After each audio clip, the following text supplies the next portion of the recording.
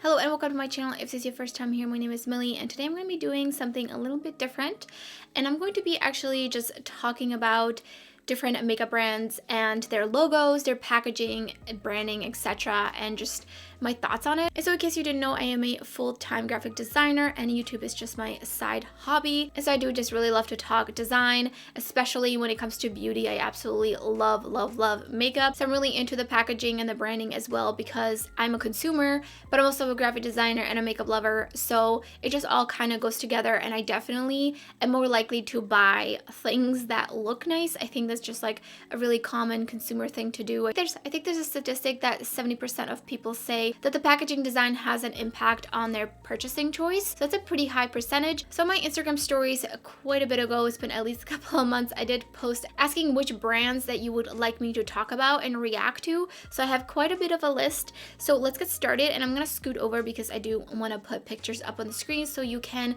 look as I talk. So I haven't actually purchased from all of these brands, but quite a bit of these brands, and this is a nice mixture of indie as well as just more mainstream and even just very high luxury. So the first one is Nomad Cosmetics, which is an indie brand, and they are known for traveling and creating travel inspired eyeshadow palettes basically, and as well as I think they have some singles and some highlighters as well. And I mentioned them previously in some videos that I have of a couple of their different eyeshadow palettes as well as just collections, like the Studio 54 was kind of more of a collection versus like just a palette. So I have mentioned in those that I absolutely love their packaging. I think they do an amazing job with their packaging and just the theme and the design of it. For the most part, they do some sort of a pattern that is inspired by the place that this palette is themed on or the color story inside. So for example, one of their more recent releases, which is the Iceland Fire and Ice palette, which I did do multiple looks with, which I actually have this palette right here so we can actually talk about it. So this palette has like a really nice,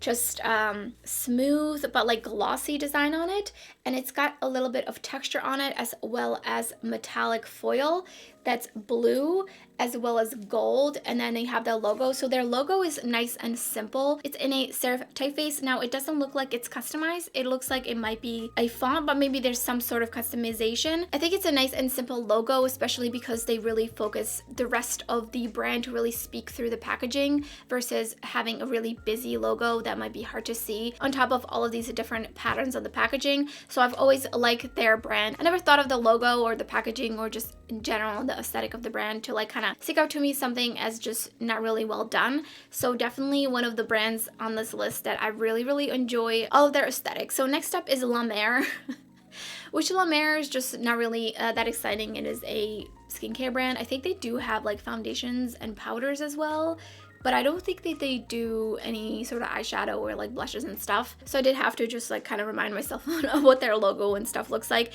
They have a very simplistic approach to their packaging. It's basically just white with a large logo on it, and behind the logo, and the logo is also a serif, very thin, thick to thin serif. And it has kind of like a almost brush swoosh behind it, which I don't personally like that kind of stuff. I just feel like it looks very like stock-ish. But it does help when they put their logo like on top of color to just kind of bring that logo out because you have that kind of flood behind it. And so they have the dark green and the beige as their main brand colors. I think there's nothing wrong with this branding.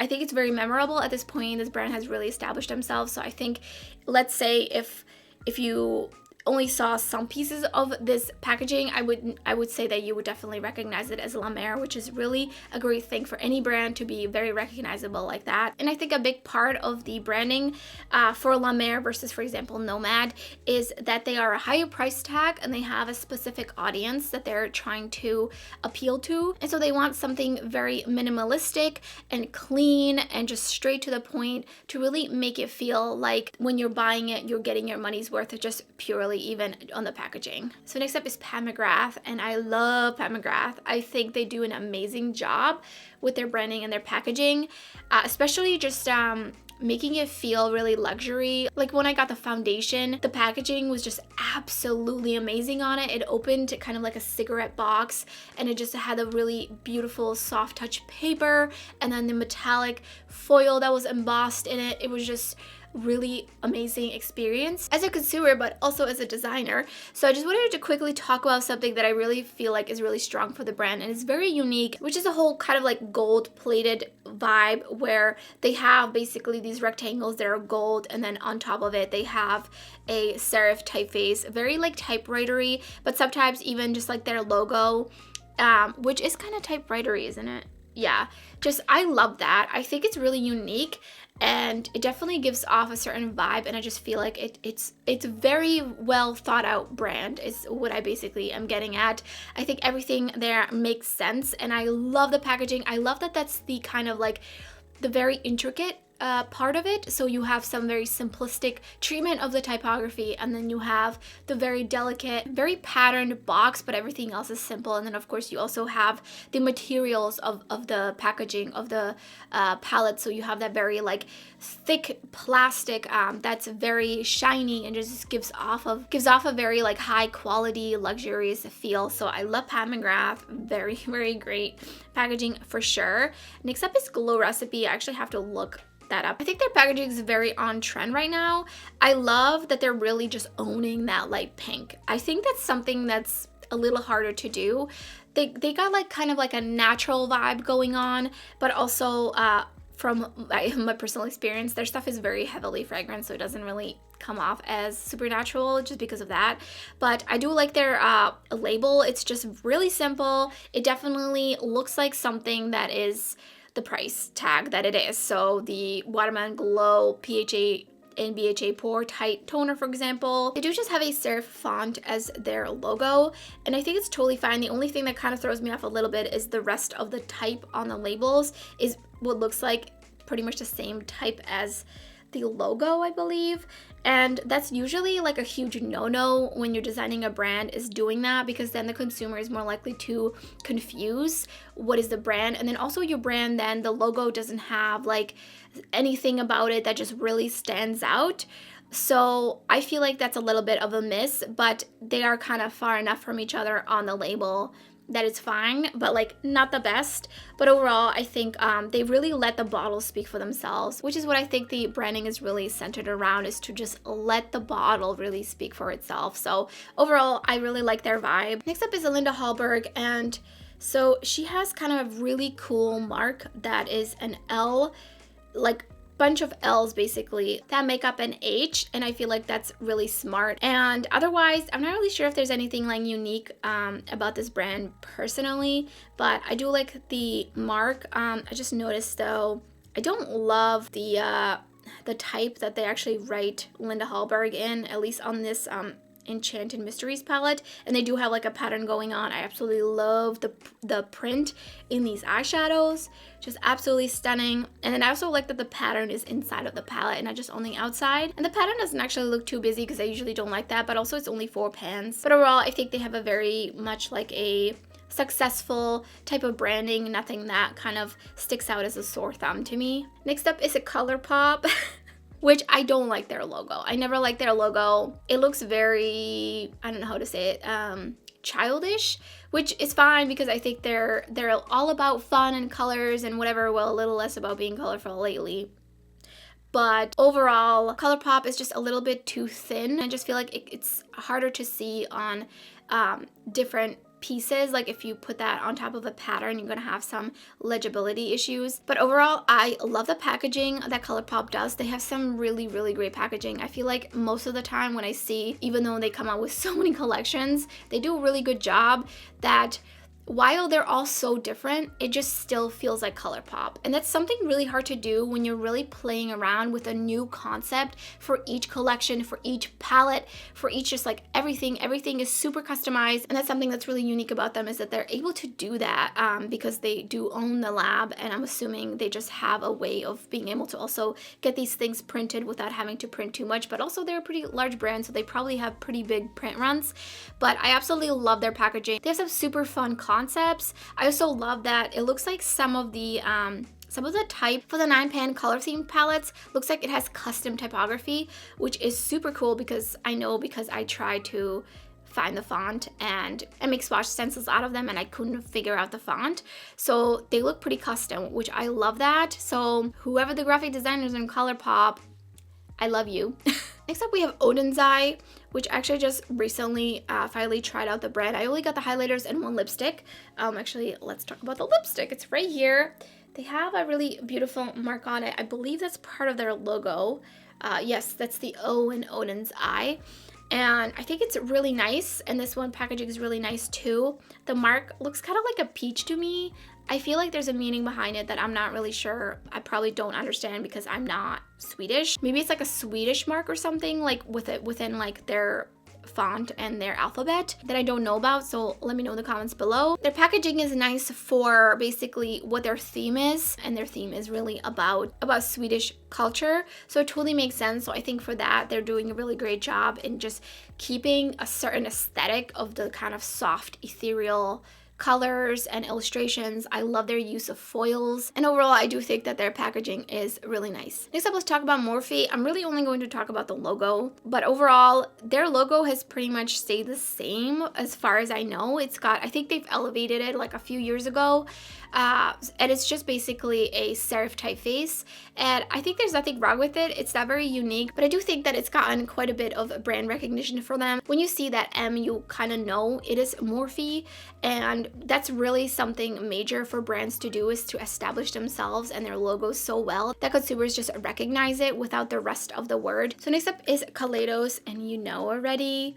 if you've seen any of my Kaleidos videos, I always have raved about their packaging. They have just some of the most beautiful, well thought out packaging ever. I like that their logo kind of just, basically they kind of let all the different collections speak for themselves, and then the logo is just kind of there and it looks like it belongs, but it's not a logo that the whole branding just relies on carrying it. So basically it really goes with anything, which is what I love about it. They have done so many beautiful packages between like all the different beautiful patterns, the style of the packaging, the quality of the packaging, the embossing, the metallics, just everything, the tints, colors. They just really pay attention to detail when it comes to packaging, and I'm just amazed, and I'm always so excited to see what they come out with next because I really can't wait for the packaging. And I've actually kept their packaging because I love it so much. I want it for reference for like future projects at work or something like that. I also just love looking at them, so I love what they do with their branding and their packaging and just everything, the whole aesthetic of the vibe. It's very, very unique, and I can't wait to see where they take it. So up until now, I've pretty much only raved about these packages. You guys were really good at picking some nice brands for me to talk about, because there's definitely some brands I could talk about that weren't so great. But next up is Soap and Glory. I honestly never really paid attention to this brand. I've definitely seen it because I've done some audits at Ulta for some of our clients, so I've like looked at it. Like I see what they're going for. They have a very vintage vibe to them, and I don't personally like that. It looks like they have a lot of pink and kind of teal going on. I think that it works for them, and I'm sure that they have a lot of brand recognition on shelf in stores because their packaging does a great job of what we call billboarding, which means basically that when stuff just looks very much alike from a brand, it just kind of stands out and has its own kind of wall of just looking like the same aesthetic. I don't know how else to explain it. I don't know if that made any sense.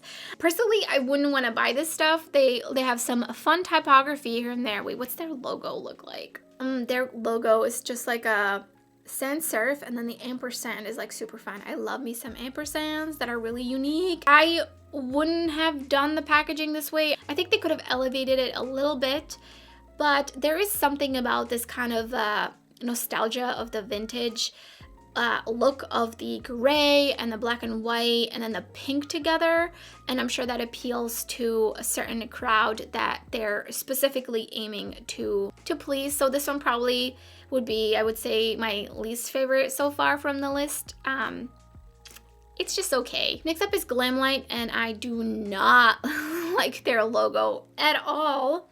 It is a serif typeface that's very wide and definitely bold.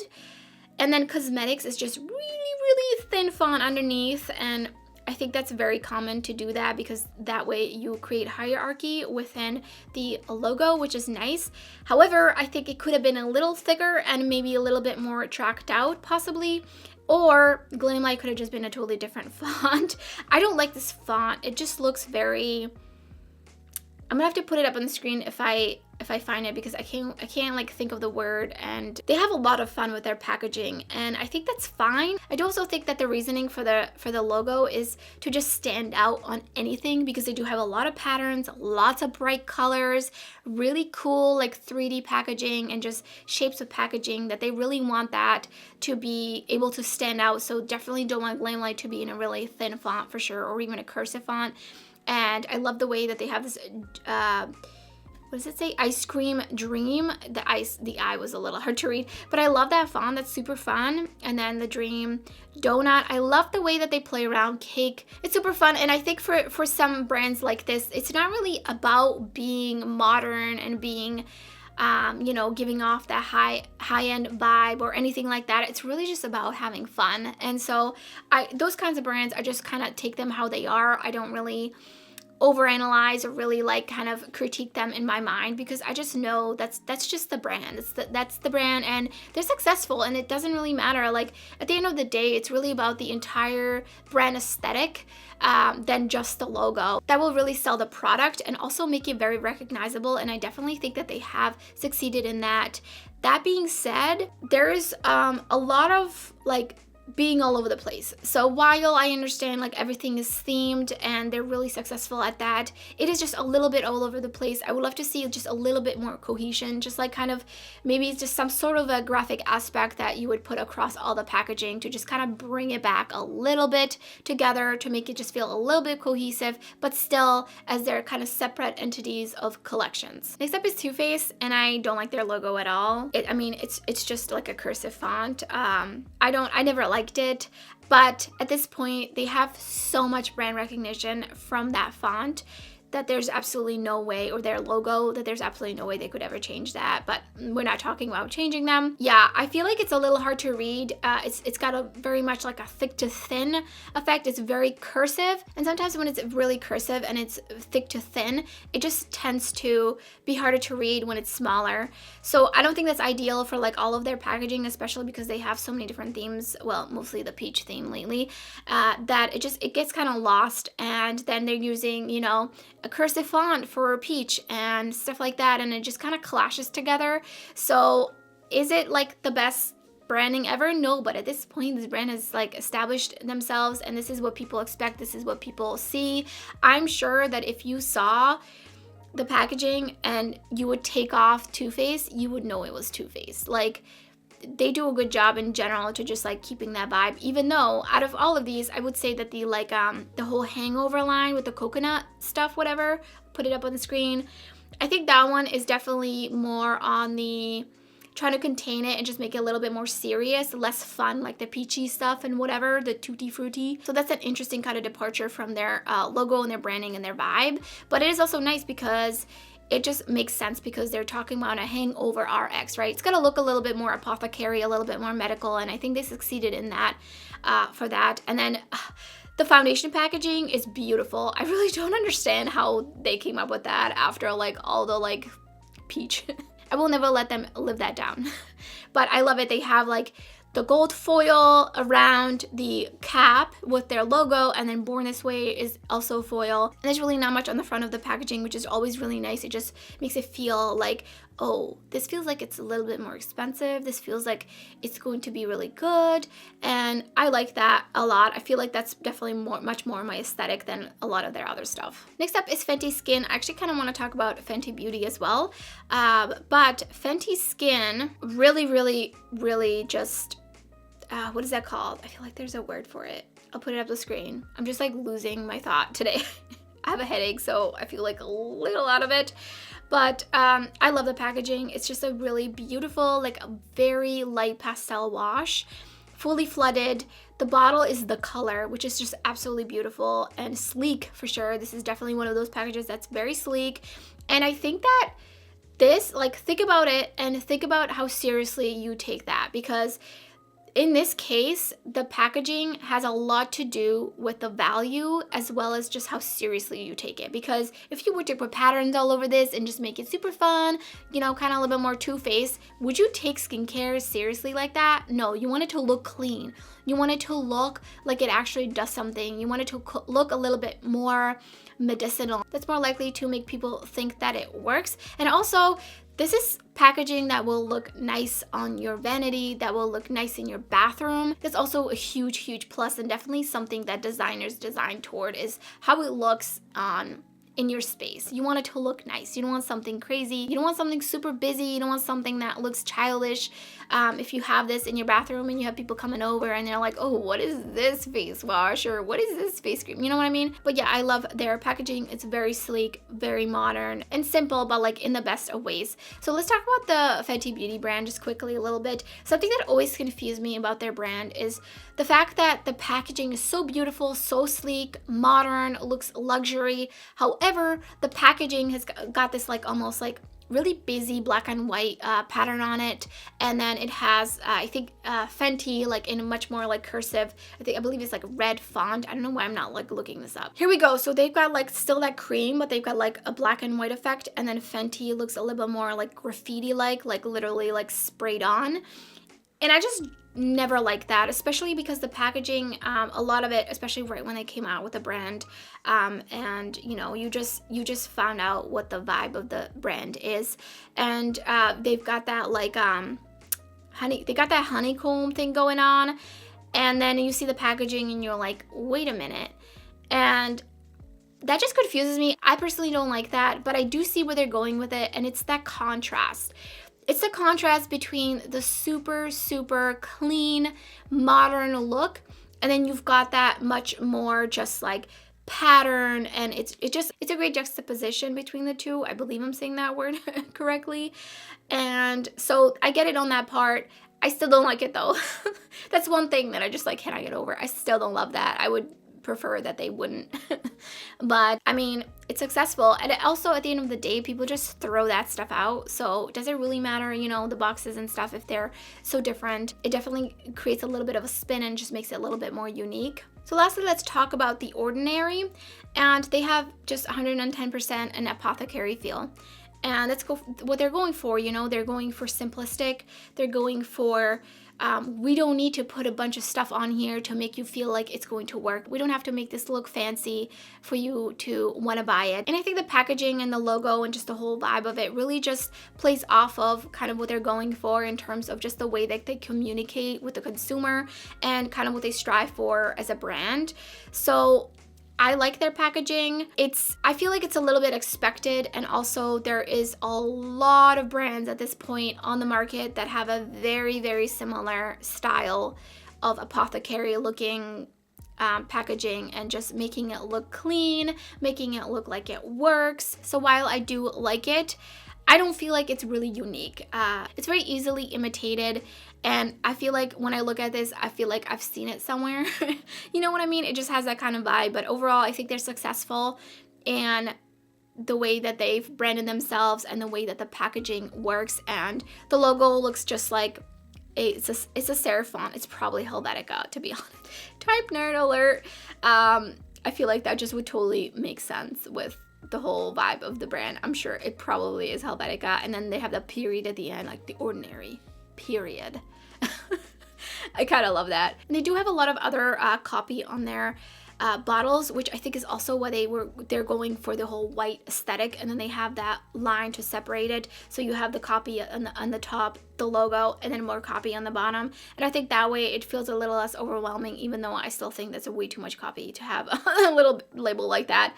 But hey, they've been pretty successful, haven't they? So those are my thoughts on some of the brands that you have asked for my opinion on. Let me know in the comments below if you would like a part 2 of this kind of video. And if yes, let me know what kind of brands you would like me to talk about. I hope this video was fun for anybody who is a graphic designer, or if you're not a graphic designer, or if you want to be a graphic designer. And if you're new to my channel, I would love it if you subscribe. There's lots of indie makeup, shiny, sparkly, shifty content on my channel. So thank you so much for watching, and I hope to see you next time.